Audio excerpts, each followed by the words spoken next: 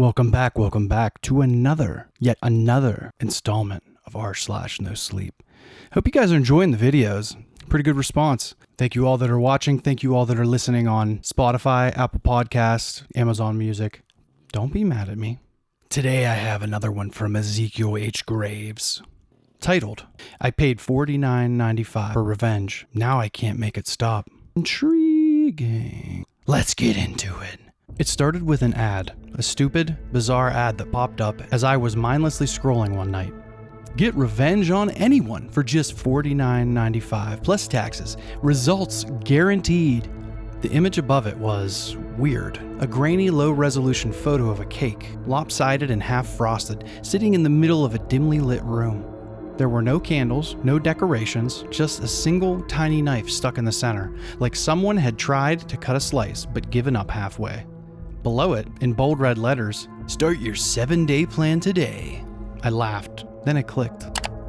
I skimmed the fine print, something about escalating consequences and series of pranks over 7 days to the nominated victim.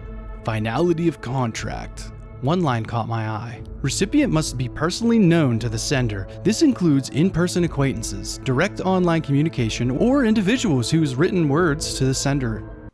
I don't like you. Why do you keep interrupting me, bro? Do you need something? Did you miss me? Weird wording, but I barely paid attention. When I reached the section where I had to type in a name, I hesitated. It felt childish, but Megan was the obvious choice. Best friend since high school, more like best tormentor. She had spent 7 years making sure I always felt less than. Every insult disguised as a joke, every eye roll when I spoke, every time she forgot to invite me somewhere, only to tell me later, "Oh, I just assumed you wouldn't want to come." Still, something about actually typing her name felt final. As if I somehow knew that once I did this, I couldn't go back. I clicked submit. Nothing happened. No confirmation email, no pop-up, just silence. I rolled my eyes and went to bed, convinced I'd just wasted my money. The next day, Megan fell down a flight of stairs between classes. She broke her wrist and sprained her ankle. I overheard her telling our friend group that she swore someone pushed her, but there was no one there. At first, I laughed it off. Megan was always dramatic. But later, alone in my dorm, a strange unease crept in. I did this. Did I? No, of course not. It's just a coincidence, right? The day after, Megan's car swerved off the road. She said the brakes wouldn't work. The mechanic found nothing wrong. Thankfully, she wasn't seriously hurt, but she was badly shaken. I couldn't shake the heavy, sinking feeling in my gut. This was exactly what the ad had promised. By day 3, Megan showed up to class wearing long sleeves. In the middle of a lecture, she pushed them up absent-mindedly, and I saw it, deep, jagged scratches covering her arms. I couldn't stop staring, like something had clawed her in her sleep. She caught me looking. "I don't know what's happening," she muttered. I think I might be losing my mind." Her voice was different, small, scared. I wanted to tell her I was sorry, but I wasn't sure who I'd be apologizing to, her or myself. Day 4, I passed her dorm. The door was open. People were gathering around, whispering. I peeked inside. "Liar! Thief!" The words were spray painted across the walls in jagged, erratic lines. Her roommate swore Megan hadn't left her bed all night. The door had been locked from the inside. Day 5. It was during class. Megan coughed, then choked, then vomited. Teeth. Not her own, her mouth was still full, but these were yellow, broken, crumbling, like they had been ripped from dozens of different people. She screamed. I nearly did too. That night, I sat awake, staring at my laptop, shaking. What the hell had I done? On the 6th day, Megan didn't come to class. When I finally saw her, she was hunched in the common room, rocking back and forth, eyes darting to things no one else could see. Her hair had turned white in patches. She smelled like something rotting. She didn't speak. I don't think she could anymore. Day 7. They found her in the dorm showers, curled in the corner, her mouth locked open in a silent scream.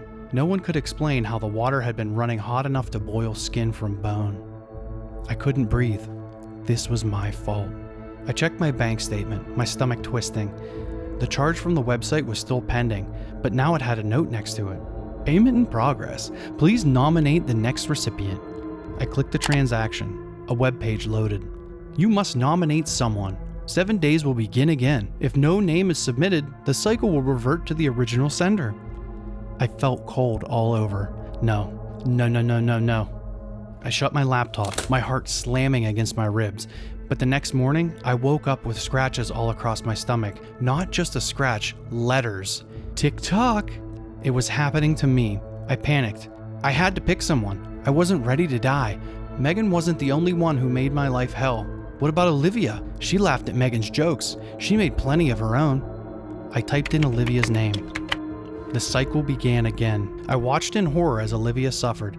It started small, like Megan's had, a bad fall, weird scratches. Then it escalated. By day 5, she was pulling long strands of black hair from her throat, sobbing. By day 7, she was gone. But the cycle didn't stop. Another charge appeared on my account, another demand. Next recipient required. I ran out of mean girls. Then I nominated a professor who humiliated me in front of the whole class. Then a barista who sneered at me when I fumbled my order. Then a roommate from high school. Each time the cycle restarted. Each time I had to watch as someone else unraveled. Teeth falling out, fingers bending backwards, rotting smells that clung to them even after they scrubbed their skin raw. Every death felt heavier. Every choice felt worse. And then I ran out of names. I stared at the empty box on the website. My hand shook. I knew what would happen if I didn't submit a name. The cycle would revert to me. I tried entering celebrities, strangers, politicians. It rejected them.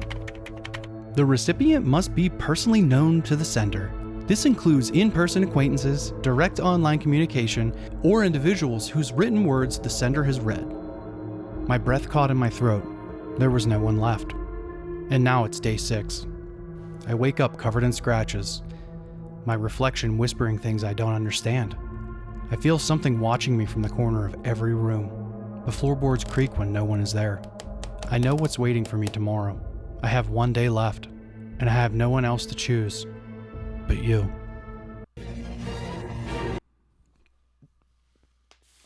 So that's pretty crazy. That's like a website that lured her in, thought it was going to be like funny stuff, like nothing, nobody's going to get hurt.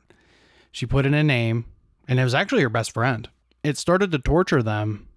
In the contract, it says that she has to put in another name or it reverts back to her. Pretty cool concept.